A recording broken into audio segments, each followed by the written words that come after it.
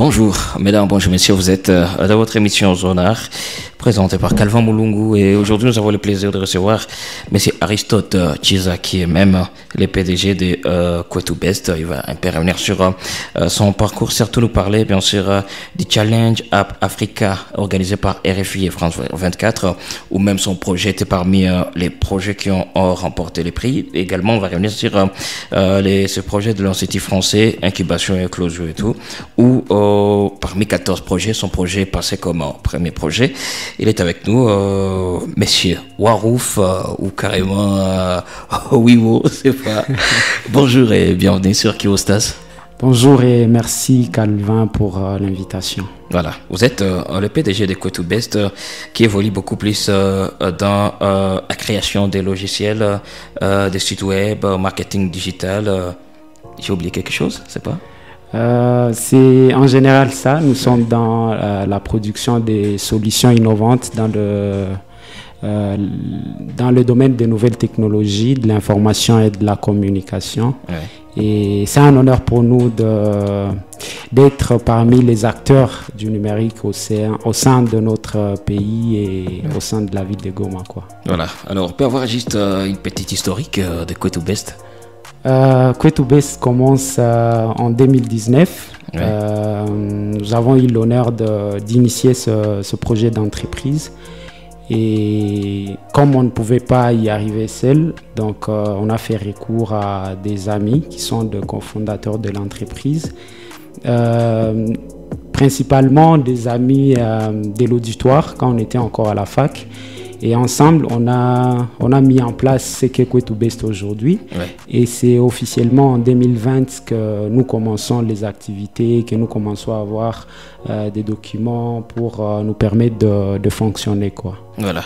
Et déjà, la fois dernière, c'était Challenge App Africa, organisé par RFI et France 24. Déjà, c'est ce challenge qui était juste basé sur le numérique au service de l'énergie verte. Voilà. Il y a Kwetu-Best qui a également participé. Oui, exactement. Ouais. Nous avons vu l'annonce sur les réseaux de France 24 et RFI. Nous avons essayé, nous avons postulé et après, parmi les 800 postulants, nous avons eu la chance d'être retenus dans le 10 meilleurs projets au sein de l'Afrique. Et nous avons représenté fièrement le pays dans ce concours. Et nous avons proposé un projet qui s'appelle... comment s'appelle encore le projet? Notre projet, c'était un projet qui venait proposer des solutions d'énergie. Okay. Le projet, c'est Umeme Advisor App. Umeme Advisor App, qui est un projet qui intègre l'intelligence artificielle dans la bonne utilisation, la bonne gestion de l'énergie au sein de la maison, au sein des industries. Parce que comme vous l'avez dit, le thème principal de ces challenges, c'était le numérique au service de l'énergie verte. Ouais. Et c'est dans ce sens que nous avons présenté un projet, nous avons présenté un prototype. Et voilà, nous nous sommes limités au niveau des 10 meilleurs projets. Nous ne sommes pas allés au 3e projet qui ont eu cette opportunité d'aller faire la présentation en face à Abidjan, et c'est là qu'il y a eu le premier meilleur projet où nous n'avons pas participé dans cette dernière phase de ce concours. Voilà, déjà avec ce projet, c'est vrai, il y a l'apparition de l'intelligence artificielle, et pour même les deuxièmes projets, bientôt on va parler de ça, oui. Il y a toujours cette apparition de l'intelligence artificielle. Je vais demander le pourquoi. L'intelligence artificielle, c'est une puissance qu'on ne peut pas fuir dans cette ère du numérique. Et nous sommes en train de chercher à l'intégrer dans tous nos projets parce que déjà, c'est un peu partout. Et ça propose déjà des solutions, bien qu'ils viennent améliorer ce qu'on faisait avant. C'est pour ça que l'intelligence artificielle est un outil qui vient en appui à ce qui s'est passé déjà. Donc, ouais. Voilà pourquoi il y a cette intégration dans la plupart de nos projets. Parce que même avec le concours de l'Institut français de Goma, vous avez traité sur, vous avez présenté un projet dénommé Culturazic, intelligence artificielle. Qu'est-ce qu'on peut retenir de ce projet? C'était pas vraiment un concours à la base, c'est une incubation. L'incubateur a été lancé où nous avons aussi postulé et on a retenu, je crois que c'était 14 projets pour la première cohorte. Et nous avons proposé notre projet qui est Culture Azik AI, un projet de génération de musique par l'intelligence artificielle pour la diversité de la promotion, pour la promotion de la diversité culturelle, voilà. Et ce projet a été peaufiné, amélioré après 3 mois de formation, 3 ou 4 mois, 4 mois de formation au sein de l'incubation Éclosion Hub, dont je remercie déjà l'Institut français pour l'appui et principalement à l'Éclosion Hub et le coordonnateur Vincent Hassani qui a vraiment mis le batterie en marche pour que nous puissions avoir une bonne formation et peaufiner ce projet. Donc Culture Azik AI, c'est un projet, une plateforme qui permet à l'artiste de créer des instrumentales basées sur la musique traditionnelle. Ça veut dire qu'il vient sur la plateforme, il dit, moi je veux que tu génères pour moi l'instrumental basé sur du Houndé, du Nyanga, du Rega.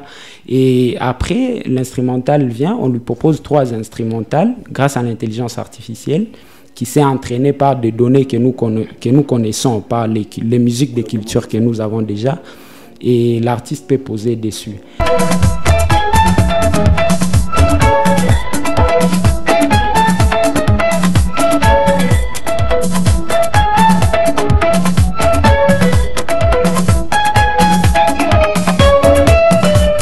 L'objectif, c'est que l'artiste qui pose, qui chante sur l'instrumental qu'il a généré par Culture Azik AI et le public qui l'écoute s'approprie tous ces cultures qui ont été à la base de la génération de cet instrumental. Culture Azik est loin de générer seulement l'instrumental, aide aussi dans l'appui en texte. Ça veut dire l'artiste peut s'appuyer des Cultures Azik pour générer des textes de sensibilisation sur la paix, la cohabitation pacifique, la lutte contre le tribalisme.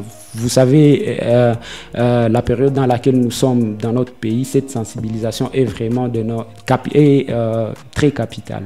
Voilà. Alors, déjà, est-ce qu'avec cette idée, c'est pas également une façon peut-être de faire à ce que les instrumentistes manquent le boulot? Pas vraiment, parce que ce sont même des intervenants dans ce projet. Dans la phase proprement dite, ils vont vraiment intervenir parce que l'intelligence artificielle a besoin de l'humain. L'intelligence artificielle a besoin des données et c'est eux qui ont vraiment ce monopole-là de nous appuyer dans la gestion. Tu vois, nous, on est, c'est vrai, de tech, on est dans l'informatique, mais on n'est pas dans la production de musique. Quand l'intelligence artificielle génère une instrumentale, nous avons besoin d'un technicien pour dire, voilà, je pense on peut l'améliorer comme ça, on peut faire ceci, on peut faire ceci. L'intelligence artificielle fait son appui et il y aura une période de tests et des améliorations. Par exemple, je salue Osé Electra qui a bien sûr sorti son EP ici récemment, Cocktail, et qui a fait les tests sur Culture Azik. Il a généré une instrumentale et il a posé dessus et le résultat c'était waouh. Il y a l'auteur et interprète du Seul et de Petit Succès, Jenny Paria, qui a aussi écouté quelques morceaux générés par cet instrumental et a donné ses avis. Qu'est-ce qu'on pense? Cyberka écoute aussi et il va donner ses points de vue et c'est comme ça que la plateforme sera solide. Si ces producteurs s'approprient aussi cet outil, ils génèrent l'instrumental, ils essaient un peu d'améliorer ce que propose l'intelligence artificielle. Et pourquoi simplement la musique traditionnelle? La musique traditionnelle parce que elle est d'abord peu ou pas écouter aujourd'hui. Tu vois, c'est un peu difficile de se dire que, tu vois, un jeune avec des écouteurs en train d'écouter la musique Chi, la musique Houndé, la musique Nandé. Alors, nous, on va essayer de l'amener à écouter cette musique en amenant des artistes que je peux appeler autres que traditionnels, posés sur des instrumentales faits sur base de la musique traditionnelle. Voilà. Et est-ce que vous pensez aussi présenter Culturazik aux artistes avec des ateliers et les faire comprendre en vrai comment est-ce que Culturazik fonctionne? Ouais, exactement. Dans la phase de la production de la plateforme, la phase de la publication, nous allons commencer par les tests, les séances d'écoute. Qu'est-ce que l'intelligence artificielle Culturazik a généré, comment les artistes les trouvent, quelles sont les améliorations. Ça veut dire que les artistes et les producteurs de musique sont des éléments clés, sont des acteurs clés dans ce projet. Donc, dans cette phase, on ne peut pas s'en passer de cette étape-là. Voilà, c'est vrai, nous attendrons et je ne sais pas si on peut avoir une idée sur les projets en cours. Bon, carrément, c'est vrai, vous êtes passé dans cette incubation de l'Institut français. Et qu'est-ce que Kwetu Best nous prépare alors dans le futur, si on peut avoir une idée sur vos perspectives d'avenir? Kwetu Best a déjà un projet qui est déjà lancé. C'est une plateforme de gestion des scolarités dans le secteur des universités. Une gestion académique adaptée au système LMD. Vous voyez, donc, quand le ministère de la RDC, le ministère de l'ESU de la RDC a arrêter la passation au nouveau système LMD, il y a eu beaucoup de problèmes au sein des universités et nous avons réfléchi et très rapidement nous avons mis en place Sophia. Sophia qui est un logiciel de gestion académique adapté au système LMD qui appuie déjà quelques universités ici en ville et nous sommes en train d'aller petit à petit dans le lancement officiel et amener toutes les universités au sein de la province, pourquoi pas au niveau national, de s'approprier de cet outil qui fait déjà de merveilles au sein des universités et appuie déjà de l'inscription de l'étudiant jusqu'au niveau de son relevé des cotes et on pourra même arriver à la publication des diplômes dans les systèmes. Donc c'est la plateforme qui est vraiment solide et que certaines universités valident déjà, les utilisent et ça va, il n'y a pas de souci. Donc on tiendra au courant du programme de lancement officiel de ce projet. Et dans la suite, il y a des projets qui vont venir. Je crois qu'on aura toujours l'occasion de venir en parler. Mais on peut souligner que, par exemple, Muda Market utilise une autre plateforme de gestion de stock au sein de boutiques, de gestion de stock et des ventes, qui est MaShop. C'est une application qui aide les amis de boutique de gérer leur stock, leurs ventes, les dépenses journalières et d'avoir des rapports.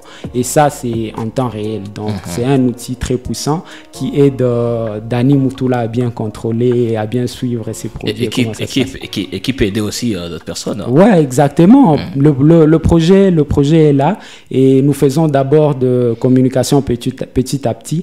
Et nous pensons que dans la suite, on va faire aussi un lancement public et ça sera bien qu'il y ait beaucoup de boutiques qui l'utilisent. Quelles sont les 3 bonnes raisons de faire confiance à Kwetu Best? D'abord, Kwetu Best, c'est le courage. Kwetu Best, c'est le courage. Tout ce que nous faisons se base sur le courage. Ça veut dire que nous travaillons, nous avons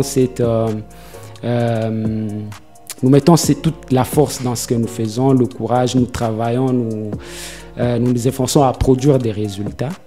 Et Kwetu Best a une équipe solide et diversifiée. Ça veut dire que nous n'avons pas tous les mêmes compétences et les compétences sont de plus en plus diversifiées et quand nous nous mettons ensemble, ça fait que nous puissions produire des très bons résultats. Et voilà, comme on est une entreprise, notre prix est adapté à notre ville, à notre pays. On ne vient pas vous proposer un truc qui va au-delà des conditions de vie de la population. Voilà. Donc c'est un peu les 3 petites raisons. Alors c'est pas, on peut avoir une idée alors sur vos adresses, sur les réseaux, les numéros pour les gens qui veulent peut-être vous contacter pour des services et tout. Ouais, nous sommes sur le www.kwetubest.com. www.quetoubest.com. Là, il y a en tout cas toutes les informations possibles. Et l'adresse est au numéro 170.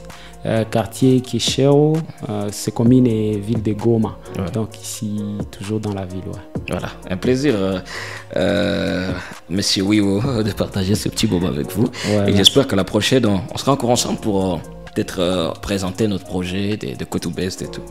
Exact, nous avons un projet dans la marmite qui va sortir aussi bientôt.